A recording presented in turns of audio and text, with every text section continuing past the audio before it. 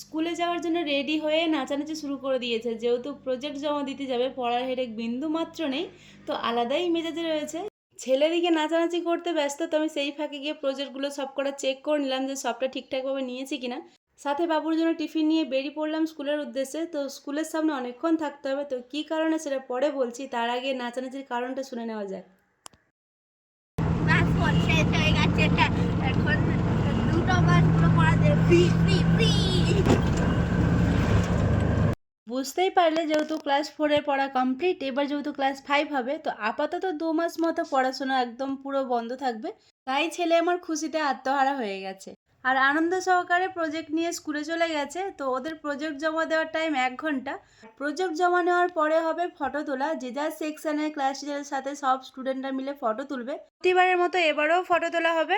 তো সেখানে আমাদের কোনো কাজ থাকবে না, তো আমাদেরকে বাস এর বাইরেই দাঁড়িয়ে থাকতে হবে। তাই আমরা ঠিক করলাম গিয়ে চা খেয়ে আসি। তো চা খেয়ে তারপরে চলে গেছিলাম হেদুয়া পার্কে।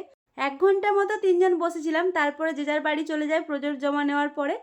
আর আমি আমাদের গ্রুপে একাই ছিলাম স্কুলের সামনে, কারণ ছেলের এখন যে ডান্স রিহার্সাল হবে। তো স্কুলের যেহেতু কার্নিভাল প্রোগ্রাম হবে, তো সেই উপলক্ষে ছেলের রিহার্সাল চলছে। 3 ঘন্টা যেহেতু সময় লাগবে, তাই ওর বাবা আমাদেরকে স্কুলের সামনে ছেড়ে দিয়েই চলে গেছিলো। তো তারপরে ছেলের প্রজেক্ট জমা দেওয়ার পর ওকে খাইয়ে দিয়েছি, যেহেতু রিহার্সাল করবে। ততক্ষণ ও রিহার্সাল চলছে, ততক্ষণ আমিও একটুখানি খেয়ে নিয়েছিলাম, কারণ প্রচণ্ড খিদে পেয়েছিল। আর আমার ছেলের যখন রিহার্সাল থাকে, তখন আমার সময়টা ঠিক এভাবেই কাটে।